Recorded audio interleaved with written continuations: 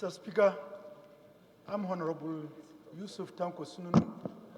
I represent Ingas Kishanga, Yaur Federal Constituency. Mr. Speaker, I want to introduce another dimension to this debate.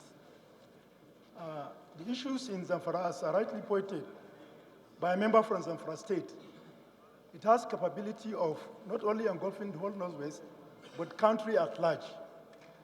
As of today, we all knew Kebbi used to be one of the most peaceful states in country. But in the last few months, we have recorded a lot of kidnappings in Kebbi State. This shows the issue of kidnapping is a serious one that must be given a due consideration. Mr. Speaker, early this morning, I was watching a video in which Assistant Commissioner Abba Kyari was interviewed by BBC. So many areas were visited by the team. I was shocked when I listened to an interview of a wife of one of the police officers that was killed during active services. She confessed that since after the operation till date, she has nothing to show to assist her children by their father laying his life to defend this country. This, I'm sure, will definitely dampen the morale of our military and police officers that are working day and night to safeguard our life. Mr. Speaker, the issue of life and property is a fundamental human right. Issue of healthcare delivery is also a fundamental human right. As a gynecologist, I was shocked and I shed tears when I realized so many women are delivering in camps, unhygienic conditions, and subjected to so much inhuman treatment. Mr. Speaker, Mr. Speaker, we are also not free in this regard.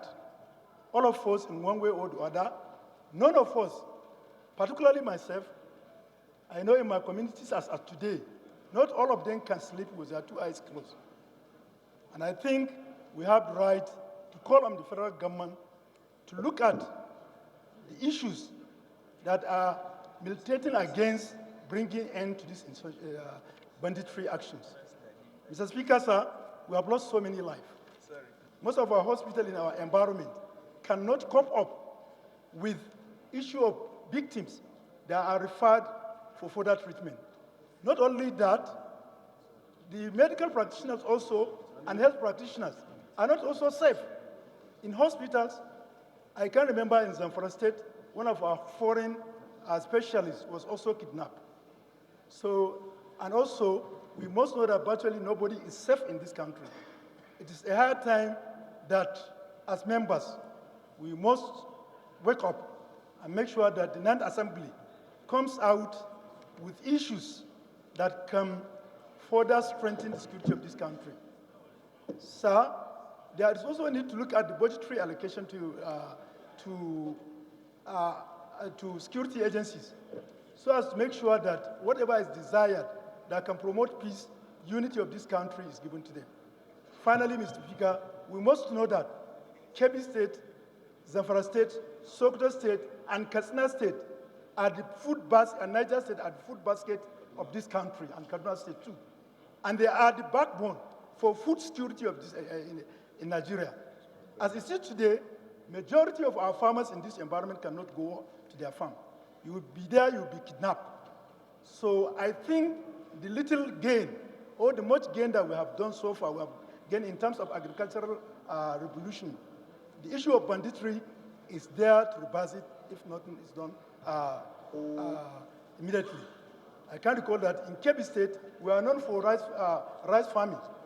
As of today, most of the farmers have been challenged. Therefore, I think we have to do something urgent. In Kebbi, areas that are affected include part of Fakai, especially in the area of Koroma Town, Kebbi, in terms of Yauri axis. So these areas are also known for fisheries. And a lot of areas have been lost to these bandits.